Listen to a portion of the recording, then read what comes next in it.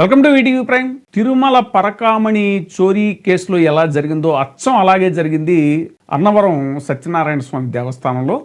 వివరాల్లోకి వెళ్తే, సత్యదేవుని సన్నిధిలో వ్రత పురోహితుల పారితోషికం బిల్లును అధిక మొత్తానికి పెంచి ఓ పురోహితుడు చేతివాటానికి పాల్పడినటువంటి ఘటన మీద 10 రోజులుగా జరుగుతున్న తనిఖీ ముగిసింది.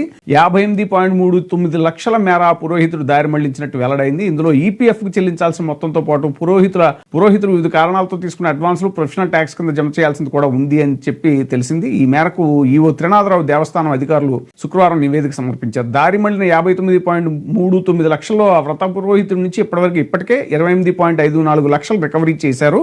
2024 జనవరి నుంచి గత ఏడాది డిసెంబర్ వరకు ఇదే విధంగా చేతివాటం చూపినట్టుగా వెల్లడైంది. ఈ మేరకు మరో 28.85 లక్షలు ఇంకా రికవర్ చేయాల్సి ఉంది అని చెప్తున్నారు.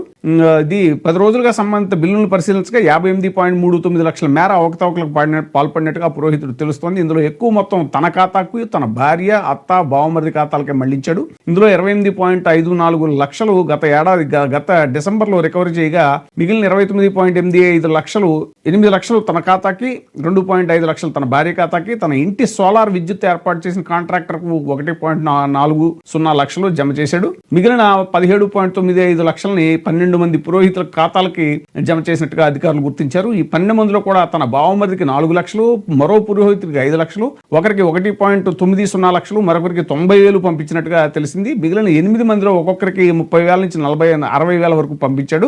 సో ఇలా అతను ఈ స్కామ్ చేశాడు. ఇప్పుడు కొసమెరుపు ఏంటి అని అంటే, ఇలా అతను దొంగిలించిన సొమ్ముని, రికవర్ చేసిన సొమ్ము ఏదైతే ఉందో, ఎంత 28.54 లక్షలు రికవర్ చేశారు కదా, ఈ రికవర్ చేసిన దాన్ని ఈ పురోహితుల సంక్షేమ నిధి ఏదైతే ఉందో దానికి జమ చేయించేశారు.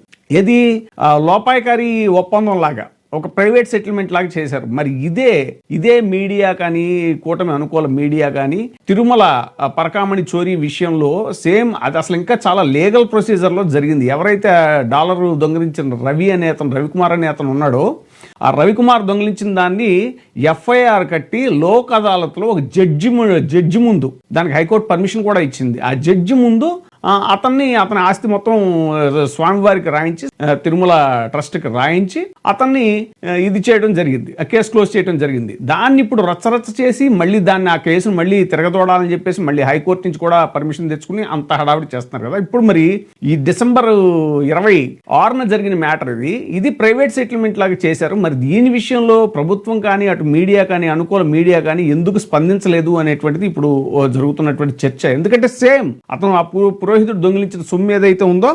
58.39 లక్షల రూపాయలు దొంగిలించేసాడు అతను. దాదాపు 1 కోటి దొంగిలిస్తే దాంట్లో 28.54 లక్షలు రికవర్ చేసిన సొమ్ముని ఓ ప్రైవేట్ సెటిల్మెంట్ లాగా సేమ్ ఆ పురోహితుల నిధి ఏదైతే ఉందో, ఆ ఈపీఎఫ్ పురోహితులకి ఇది అడ్వాన్స్లు ప్రొఫెషనల్ ట్యాక్స్ కింద జమ చేయాల్సింది ఉందని చెప్పారు కదా, ఆ ఈపీఎఫ్కి చెల్లించేసినట్టు దాంట్లో జమ చేసినట్టుగా ఇప్పుడు న్యూస్ ఉంది. సో ఇది ఒక ప్రైవేట్ సెటిల్మెంట్ లాగా అయింది. మరి ఇప్పుడు దీని మీద ఆలయ నిర్వాహకులు కానీ, లేదంటే మన ఎండోమెంట్స్ డిపార్ట్మెంట్, దేవాదాయ శాఖ ఎలా స్పందిస్తుంది, ఇక దీనికి మరి కూటమి ప్రభుత్వం ఏం ఆన్సర్ చేస్తుంది, మరి అనుకూల మీడియా దీని మీద అసలు ఎందుకు మాట్లాడట్లేదు? అదే పరకామణి చోరీ విషయంలో ఇంకేముంది, ప్రైవేట్ సెటిల్మెంట్ లాగా చేసేశారు, అది ఇది అని చెప్పేసి నానా రచ్చ చేసి అప్పుడున్న టీటీడీ చైర్మన్కి ఆయన మెడకి ఆ కేసుని చుట్టాలని ప్రయత్నించడం, ఇప్పుడు మళ్ళీ ఆ కేసుని తిరగదోడటం, ఇవన్నీ వీటి మీద ఎంతో దృష్టి పెట్టినటువంటి కూటమి ప్రభుత్వం మరి ఇప్పుడు